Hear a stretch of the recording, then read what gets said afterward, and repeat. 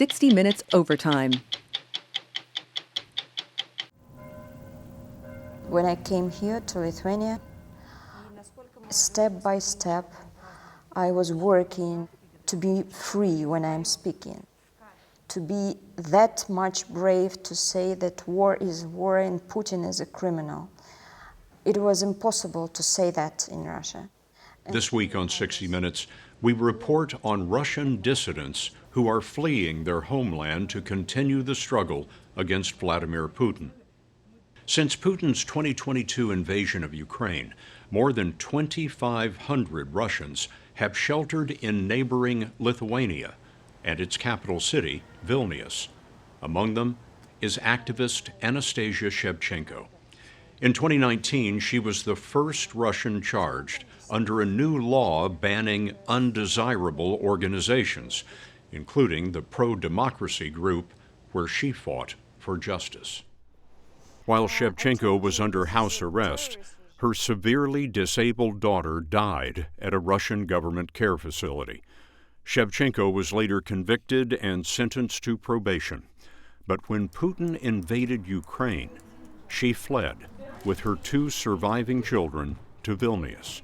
During first 3 weeks, every time somebody knocked the door, my children were in panic because they thought it's police.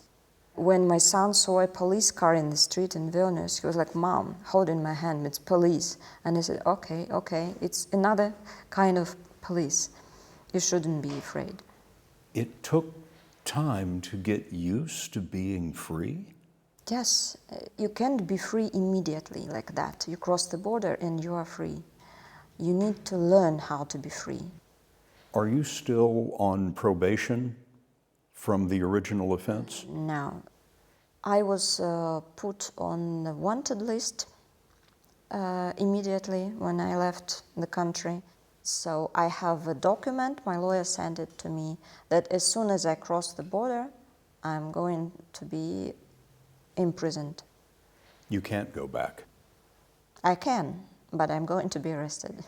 You're a wanted person. Yes, I'm undesirable and wanted at the same time. You never feel safe if you are a Russian activist.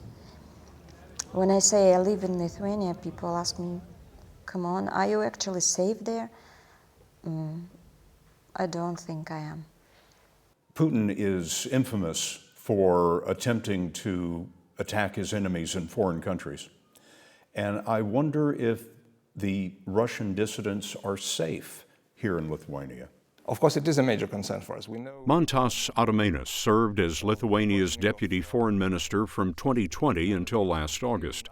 He told us it's Lithuania's policy and proud tradition to provide shelter for those fleeing persecution.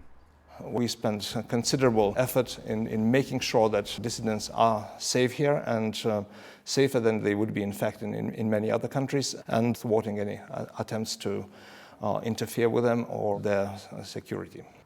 But a recent attack on a prominent Russian dissident living in Vilnius underscores the ongoing difficulty of this effort. Leonid Volkov, the longtime chief of staff of the late Russian opposition leader Alexei Navalny, was assaulted with a hammer outside his home in Vilnius this past week.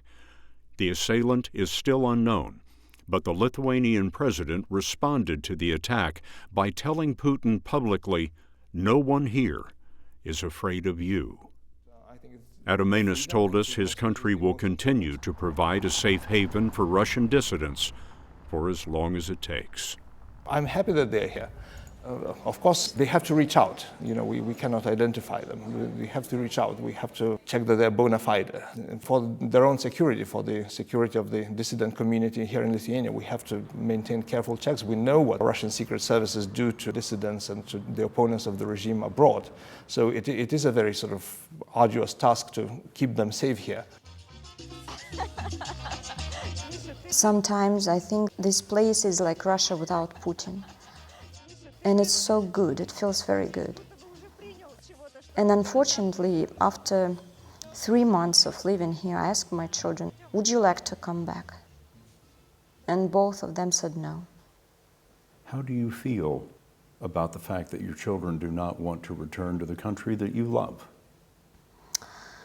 It's their decision, and whatever they decide, I can only support them. We try to build democracy, at least in our family. We didn't manage to do it in the country, but in our family, we have freedom of speech and all freedoms we can have. Do you have hope of going home? Of course, I can't live without hope. Definitely, I do have hope.